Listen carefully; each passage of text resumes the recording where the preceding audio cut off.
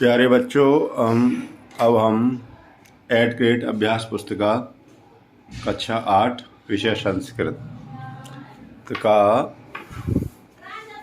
चतुर्थ पाठ, चौथे पाठ को पढ़ेंगे, समझेंगे। तो चतुर्थ पाठ है नीति श्लोका।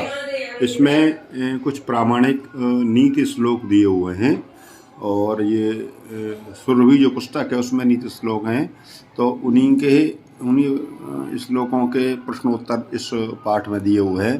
तो इसके नीति शतक है, श्रृंगार शतक है और वैराग्य शतक है। शतक का मतलब होता है 100। नीति शतक यानी नीति के 100 श्लोक, श्रृंगार शतक यानी श्रृंगार के 100 श्लोक और वैराग्य शतक यानी वैराग्य के 100 श्लोक। ये एक कवि हुए हैं भर्तृहरि ने इस प्रकार के शतक बनाए हैं और उसी में से ये उक्तियाँ श्लोकबद्ध की हैं। तो वही श्लोक इस चौथे पाठ में दिए हुए हैं और उन चौथे पाठों को यहाँ प्रस्तुत किया गया है। तो उन्हीं के प्रश्नोत्तर इस पाठ में है। तो देखो, बहुविकल्पीय प्रश्न। तो पहला ये उक्ति है, पहली वाली, आचारः परमो। आगे क्या है? धर्म है या नीति है, अधर्म है और वार्ता है। तो यहाँ आचारः परमो धर्म ये उक्ति बोलने में आती है। तो ये धर्म पहला सही है इसका। नंबर 2, नीति श्लोकेषु भवति।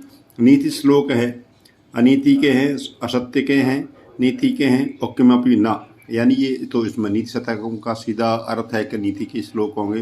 तो नीति बा सही है इसमें उत्तर।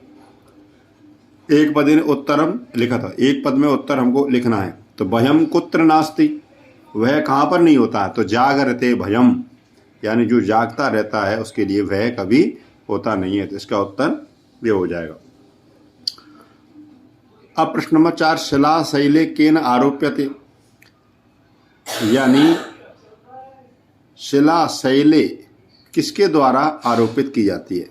तो हम शिला जो खंड है उसको कैसे रख पाएंगे, कैसे पहुंचा पाएंगे ऊपर? तो यत्न के द्वारा, प्रयत्न के द्वारा हम शिला को ऊपर ले जाते हैं। तो यहाँ यत्नेन शब्द इसका उत्तर रहेगा।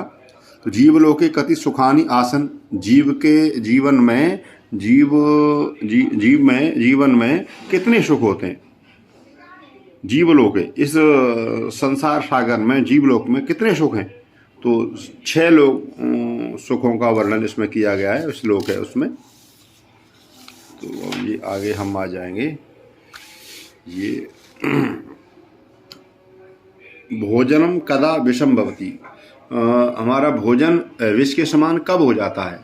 तो अजीर्णे, यानी अजीर्ण, हमारे अंदर यदि अपच है और भोजन कितना भी सुंदर रखा हो तो भोजन हमारे विष के समान हम उसे मानते हैं। तो एक वाक्य में उत्तर लिखा था, एक वाक्य में उत्तर हम यहाँ लिखेंगे। शंकर से भूषणम किम, शंकर का आभूषण क्या है? तो शंकर से भूषणम सिर विषम, तो भगवान शंकर ने गले में विष पिया था तो गला नीला हो गया था, तो वो आभूषण के रूप में उनका काम कर रहा था। तो अब ये प्रश्न नंबर 8 है, तो अमृतम केन आपद्यते, तो इसका उत्तर होगा अमृतम सत्येन आपद्यते। प्रश्न नंबर 9 है, सूरम कदा जानीयात, सूर्य व्यक्ति की पहचान कब होती है? तो सूरम युद्धे जानीयात, यानी सूर्य व्यक्ति की युद्ध में पहचान होती है। देहे किम प्रतिष्ठितम, देह में क्या प्रतिष्ठित है? तो अमृतम मृत्युश्च द्वयम देहे प्रतिष्ठितम, ये इसका उत्तर हो जाएगा। प्रश्न नंबर दीर्घ उत्तर लिखता, दीर्घ उत्तर इसमें लिखना है। विक्रियन्ते न घंटाभिर् गाव अनेन कथनेन किम तात्पर्यम, तो इसके विक्रियन्ते न घंटाभिर् गाव, इसका क्या अभिप्राय है, मतलब क्या है? तो घंटाभिर् गाव न विक्रियन्ते, अर्थात क्षीर विवर्जिताः गावः घंटाभिः न विक्रियन्ते।